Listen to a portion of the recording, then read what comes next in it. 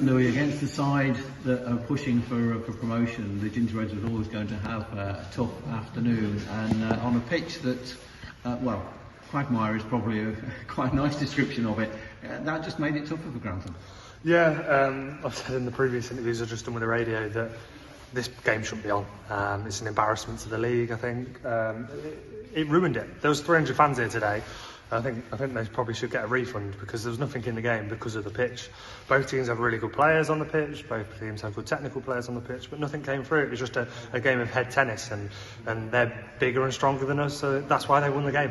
Just to describe what the pitch was like in some places, there was a lot of areas where there is sand on it, and a couple of areas in the centre of the pitch in particular, where boots seemed to be just sinking into the surface, and as you say there, the ball just didn't bounce at all. Yeah, I think people have said if that game was probably 20-30 years ago, it's probably an acceptable pitch. Nowadays, that's not acceptable. It sort of kills what we wanted to try and do. We knew it was going to be a poor pitch anyway. That's probably why we made some changes to the lineup because of that. Like you say, it just no one could play on it. You know, it was a not very nice game to watch and not a very nice game to be involved in. The first 45 minutes, Pontefract perhaps took advantage of that. Their physical challenges were stronger than Grantham's. They won the ball a lot in the centre of midfield and probably had the better chances in that first 45 minutes. Yeah, first 20 they were good because they knew the pitch. I think we sort of got caught in doing what we normally do, and when we then got the message on, no, that's not what we want the game to look like today, then I think we grew into it. But again, I think Curtis made a superb save after about 10 minutes, but after that there's nothing in it. I don't think, there's been half chances, just balls flashed across the box, and that's all it is. And unfortunately that's the difference. We haven't made half chance into a big chance, and they have. After the break, it was a better performance from Grantham. They were closer to Pontefract, but the defining moment coming after an hour when Grantham didn't clear the ball as well as perhaps they would have hoped to have done.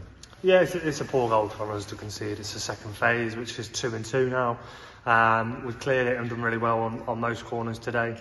We know they're a massive threat, especially with their two big lads at the back who have scored plenty of goals this season. And it's the second phase, and they're 3v1 at the back stick with Cesar. Either Cesar needs to organise better, or the two lads need to stay with their men.